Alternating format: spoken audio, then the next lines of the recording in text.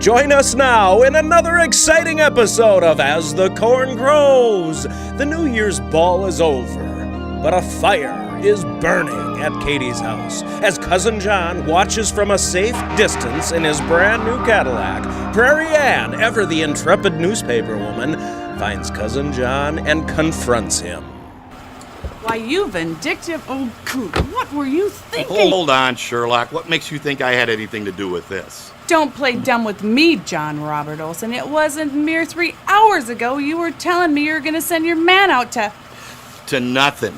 He was just going to plant a couple listening devices, that's all. Cousin John, I didn't fall off the turnip truck yesterday. I know you're determined to get that farm back from Katie, but arson? What were you thinking? Oh, giddy up. Whoa, back up. There's no arson here, at least not on my part. He drives up, sees the house glowing, thought it was Christmas tree lights. When he got closer, he found out it was a fire. He called 911, hightailed it back to Man Cave. So, you're trying to tell me that you had nothing to do with burning Katie's house down in the middle of the night? That's exactly what I'm telling you, and if you say anything to anybody about what we talked about in this car, you can kiss your plans to Mary Plow goodbye.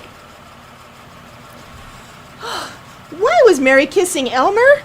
Oh, look, Johnny! New Year's fireworks! You didn't tell me Aunt Minnie was in the back seat. God, where are my manners? Minnie, Prairie Ann, Minnie. Oh, Satisfied? my. Aren't you a wiseacre?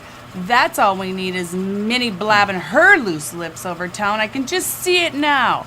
Her and Norma blabbing everything they know at Edie's. Hold on. Don't you worry about her at all. She's in the champagne twilight zone. She won't remember anything come morning.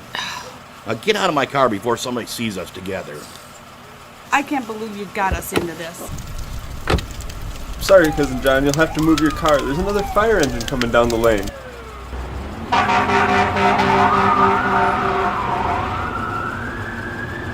Stay put, Katie. Elmer, you go see what's happening at the fire. Sure thing. My new kitchen. My new furniture. And oh, my cat. Oh no, my cat. Elmer! Elmer, please see that Moki is okay. Oh, I think Moki will be okay, and I'm sure that it looks like right now that the firemen have that fire under control. Katie, when you told me about the quiet, simple country life, I had pictured it a little bit differently. Well, I've been a horrible hostess. I ask you to leave the warmth of Los Angeles, to come out here to the northern frozen country. And oh my goodness, all that's happened. Oh, don't worry about me. I needed a new country wardrobe anyway. Lonesome Ron helped me find an apartment in Mankato so I can continue my voice lessons. I leave the day after tomorrow. Hands off, honey. Lonesome Ron is mine. Oh, I'm sorry, Mrs. Swanson. Are you and Lonesome Ron dating? Well, not officially, but he did smile at me over the roast turkey at Christmas.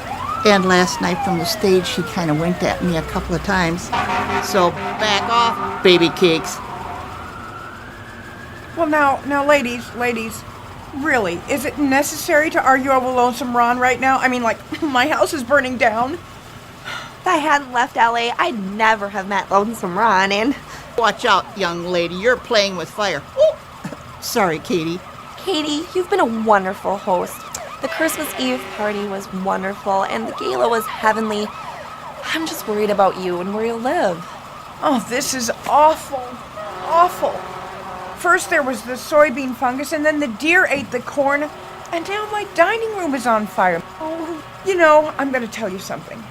If I have a guardian angel, she is so not earning her wings. Don't fret, Katie. You can stay with me, both you and Mookie, until it's repaired. Well, thank you, Mrs. Swanson, but I tell you, I'm not so sure it's worth rebuilding.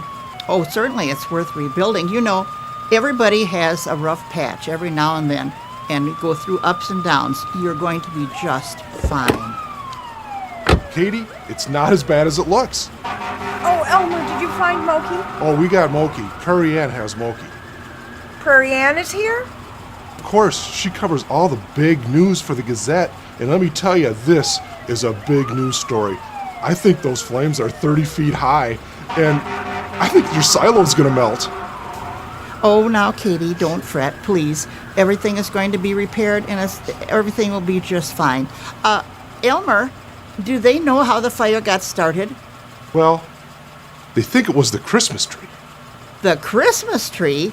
Well, it can't be the Christmas tree. I decorated it myself. It was artificial, so it couldn't have dried out. Well, not quite that. I think it's fire by cat. Did you say fire by cat? That my cat Moki started this fire? Well, not exactly. They think Moki used those Christmas lights as a chew toy and broke through the casing, arced over to the angel, and poof! The Christmas tree went up in flames, and that's how your house burned down.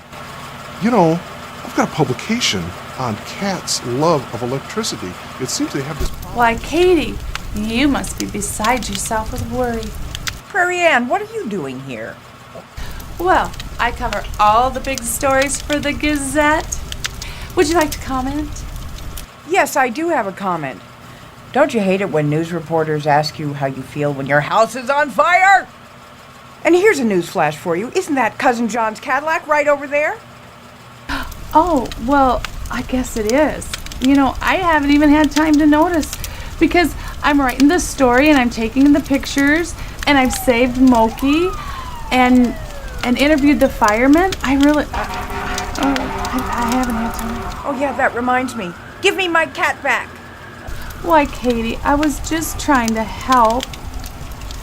When I saw your house on fire, I rushed right over. Well, isn't it strange that you and Cousin John rushed right over here at 1 a.m. just in time for my house to go up in flames?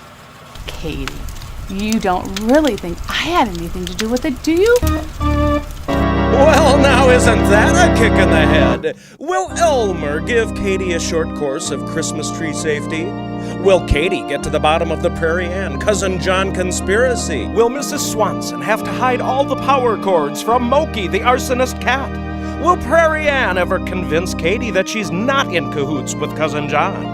And will Cassidy torment Mrs. Swanson and use Lonesome Ron as a mere stepping stone in her country music singing career? I guess we'll find out after the break.